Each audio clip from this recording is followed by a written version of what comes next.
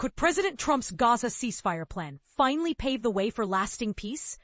Recent developments indicate that Hamas and various Palestinian factions are showing interest in accepting the ceasefire proposal put forth by President Trump to resolve the ongoing conflict in Gaza.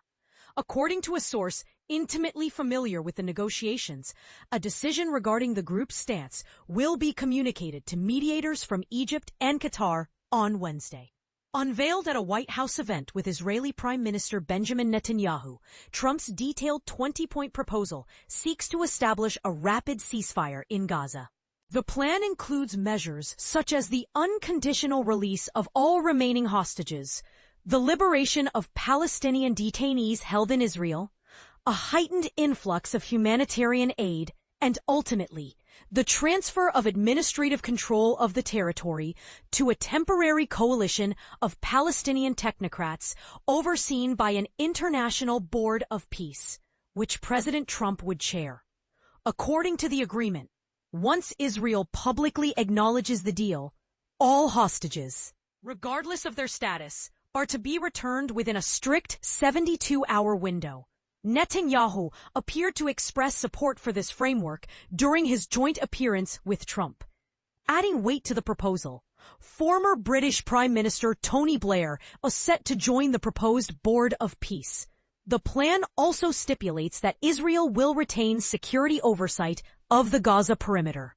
During a speech following their collaborative announcement, Netanyahu hinted that Israeli forces would continue their presence in most areas of the Strip until all hostages have been safely returned. A diplomatic source informed CBS News that representatives from Hamas received a copy of Trump's proposal, delivered by officials from Egypt and Qatar, indicating the seriousness of the discussions. Meanwhile, the Palestinian Authority, PA, which governs parts of the Israeli-occupied West Bank, publicly endorsed the proposal through a statement released by the Wafa news agency. The PA underscored the significance of its partnership with the United States in striving for peace in the region. It reiterated its commitment to implementing vital reforms, such as conducting both presidential and parliamentary elections within. In their statement, PA officials expressed the desire to establish a modern, democratic, non-militarized Palestinian state committed to pluralism and the peaceful transition of power. While the current plan does not envision an immediate role for the PA in the post-war governance of Gaza, it does suggest that the organization could eventually reclaim authority over Gaza, contingent upon fulfilling a set of reform conditions. Support for Trump's initiative has quickly emerged from numerous predominantly Muslim nations across the Middle East. A coalition of countries including Jordan, the United Arab Emirates, Indonesia, Pakistan, Turkey, Saudi Arabia, and Qatar jointly issued a statement praising Trump's sincere efforts to put an end to the hostilities in Gaza. Their declaration emphasized their confidence in Trump's capacity to discover a viable path to peace. The statement conveyed their appreciation for Trump's commitment to rebuilding Gaza, preventing the displacement of the Palestinian populace, and advancing comprehensive peace, while also noting his pledge to resist the annexation of the West Bank.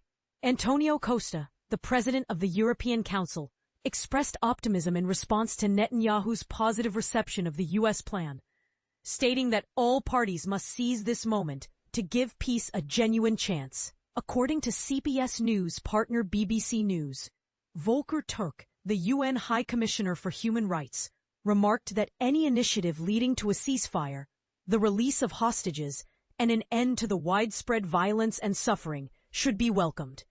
However, not all perspectives are aligned. A resident of Gaza's Deir al-Balah expressed skepticism about the proposal's effectiveness, linking it closely with U.S. support for Israel. He stated emphatically, "Trump is Israel. The U.S. is with Israel. Israel is America. The Arab states all conspired against us, and America is Israel." Another Gazan resident echoed the sentiment that any resolution must prioritize an end to the bloodshed, asserting, "Anything that ends the bloodshed and the fighting is good." When asked if he would accept a peace agreement that delays the pursuit of an independent Palestinian state, he replied that all such concerns could be addressed after stabilizing their current situation, conveying a sense of hope for a better future. As these complex negotiations unfold, do you believe that Trump's plan can truly lead to a sustainable peace? Or are there underlying issues that remain unresolved? Share your thoughts in the comments.